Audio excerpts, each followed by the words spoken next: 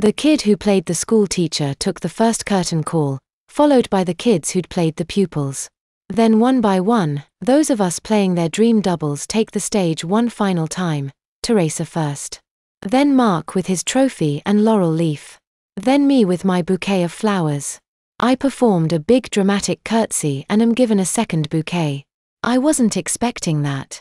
I take my place with the others and stand smiling as Mary, Brian, Rose, Robert and finally Susan take their curtain call. Susan gets by far the biggest applause because her space station scene is by far the most impressive. I'm a bit annoyed when she takes a bow.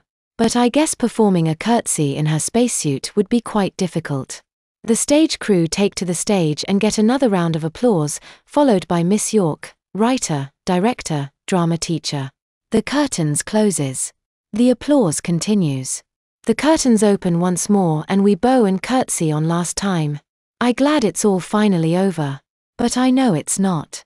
There's a buffet in the gymnasium where there's also a display of production sketches and photographs. Myself and the others are ushered through and are greeted by classmates, teachers, and family members. Mum wastes no time in finding me and telling me how wonderful I was, and much to my surprise my old ballet teacher Miss Corelli is present. "Your routine was delightful, Peter," she gushes.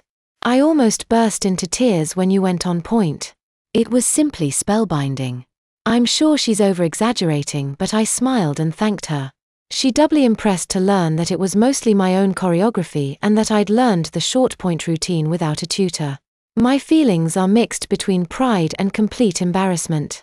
Whilst plenty of people approach and congratulate me, most of the attention in this meet and greet was on Susan's spacesuit. Some of those who talk to me are a little taken aback to discover that I'm not a girl. I must have reiterated the tale that I was supposed to be a male dancer a dozen times.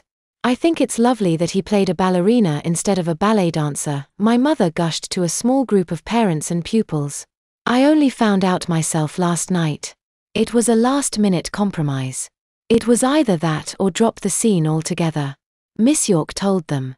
She explained that she wanted to challenge the stereotype that ballet is for girls, a bit like Billy Elliot. Having a girl dreaming of becoming a dancer felt like a cliché, but that's what we ended up with. She smiled and looked me up and down. "Having a boy play the ballerina does challenge some stereotypes," Mum replied. They both cast their eyes over me. "Yes, I suppose it does." Miss York smiled. "I hadn't thought of that." Everyone seemed to just stare at me for a few seconds. "I've had this costume on for about 5 hours and there's no getting used to how exposed it makes me feel." "Are you cold?" Miss York asks. "No, I just don't know where to put my arms," I replied. "I can only stand like a capital A for so long." I told them as I demonstrated the only alternative to folding my arms and huddling myself. They chuckle. I suggest putting a couple of holes in the tutu to put my arms through. They chuckle some more before the small cluster falls silent. I glanced around and Teresa caught my eye. She beckoned me over, so I sheepishly sauntered over.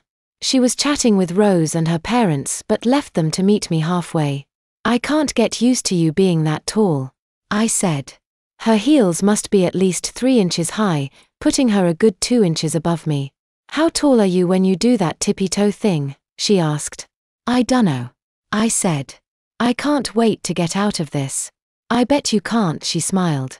"You've been flashing your bum to like everyone," she grinned. I grimaced and glanced around. "I know. I can't help it," I replied.